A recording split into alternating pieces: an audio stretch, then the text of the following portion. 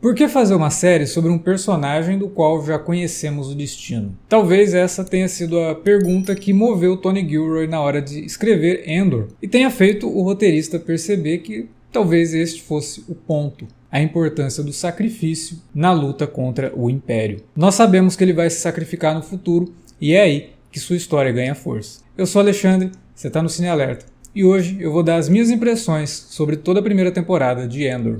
Eu não culpo os fãs de Star Wars por terem a impressão de que a Disney está matando a franquia. Star Wars, a trilogia original, foi um evento raro no cinema. 3 filmes.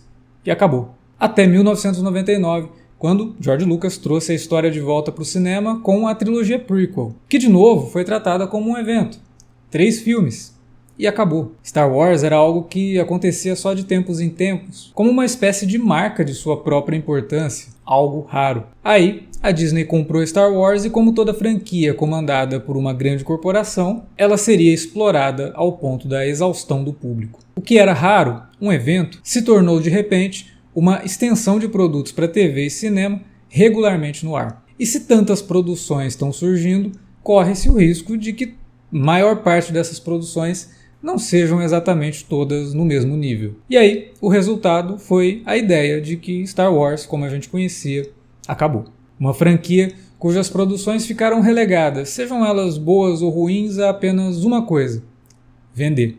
E eu sei, Star Wars é responsável pela ideia de merchandising como a gente conhece hoje em dia, voltada para produções do cinema. Mas por trás de tudo isso, sempre houve diversão e uma boa história a ser contada. Algo que, aparentemente, estava se perdendo. Embora Mandalorian seja uma série muito boa, ela não acrescenta muito a Star Wars a não ser um personagem fofo para vender brinquedo, né? Em termos de ideias, nada muito novo.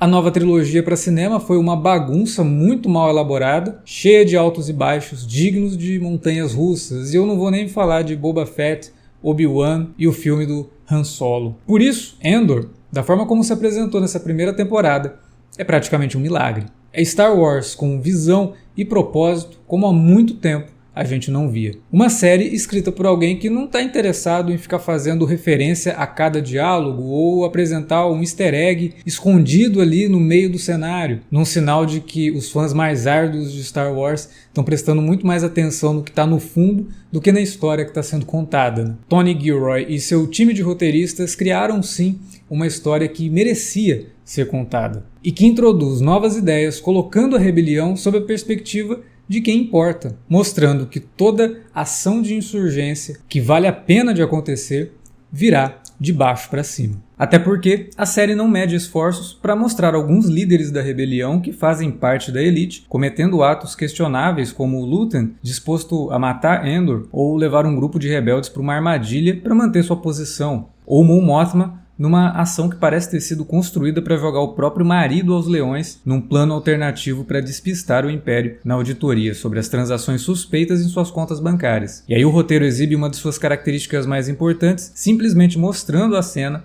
e deixando para o espectador tirar suas próprias conclusões sobre a real intenção da senadora. O desfecho da temporada coroa tudo isso com momentos incríveis, que só são possíveis graças a uma construção certeira de roteiro ao longo de todos os seus episódios. Do foco dado aos membros do Império, ao discurso de um coadjuvante que inspira Andor em sua luta, comentando o porquê do Império precisar lançar mão da opressão e como isso só mostra sua fragilidade, a série posiciona cada peça no tabuleiro para no último episódio o jogo finalmente começar, ou como se tornou habitual dizer na franquia, iniciar a primeira fagulha de uma chama que queimará por muito tempo.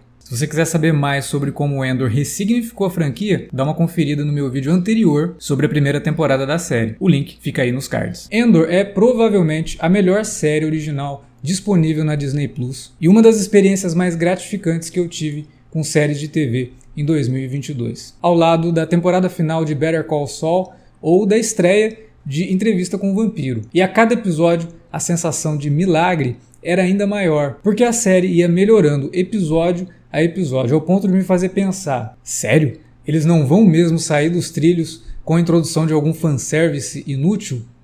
E não foi o caso em Andor. Tony Gilroy nunca se apresentou como um fã inveterado de Star Wars, e como eu comentei no meu primeiro vídeo sobre Andor, talvez esse seja o segredo do sucesso da série. Não precisa ser fã para tratar a história com respeito, mas sim compreender sobre o que é de fato essa história e trazer isso à frente. Andor traz um novo fôlego para Star Wars enquanto comenta sobre os horrores da guerra, mostrando vítimas com as quais nós nos importamos porque são apresentadas como pessoas de verdade, e não meramente números. Traz a luta para o nível do chão e não para o inalcançável das estrelas. No chão, onde podemos facilmente nos encontrar e traçar paralelos com conflitos reais. O discurso sobre quem está no topo não prestar atenção em quem está na parte de baixo é poderoso nesse sentido. Entre Andor e Rogue One, o filme onde surge o personagem central da série, existe uma inversão de escala. Enquanto Rogue One lida com o todo, numa abordagem ampla que mostra grandes batalhas com inspiração em imagens da Guerra do Vietnã ou até da invasão da Normandia na Segunda Guerra Mundial, Andor leva em conta um universo particular, mostrando a insurgência em atos que lembram mais protestos por direitos civis e guerrilha urbana, invocando questões mais recentes e que lidam com os abusos da tirania do ponto de vista do cidadão comum, chegando até a comentar sobre consciência de classe ao abordar a percepção dos trabalhadores quanto à sua própria força, seja na fuga da prisão ou na rebelião em Ferrix, um planeta sob o domínio do Império e que tem seus trabalhadores sob constante exploração. A revolução só funciona quando é formada pela união de quem não aguenta mais ser oprimido, e essa união vem tanto das pequenas vitórias quanto das derrotas, e isso é algo que o Império não entende. No episódio final da temporada, um dos momentos mais acalorados da insurgência dos habitantes de Ferrix, um soldado do Império